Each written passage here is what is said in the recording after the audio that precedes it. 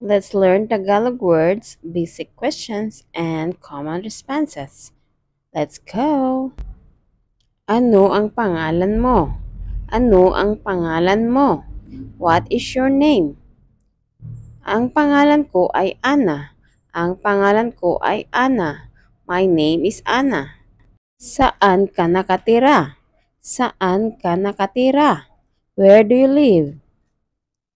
Nakatira ako sa Manila. Nakatira ako sa Manila. I live in Manila. Ilang taon ka na? Ilang taon ka na? How old are you? Ako ay 6 na taong gulang. Ako ay 6 na taong gulang. I am 6 years old. Ano ito? Ano ito? What is this? Ito ay ang proyekto ko sa eskwelahan. Ito ay ang proyekto ko sa eskwelahan. This is my project in school. Bakit? Bakit? Why? Bakit ngayon ka lang? Bakit ngayon ka lang?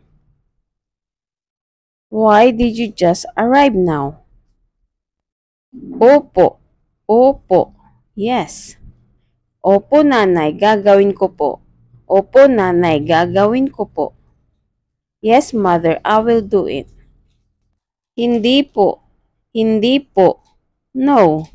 Hindi po nanay, di ko po nakita.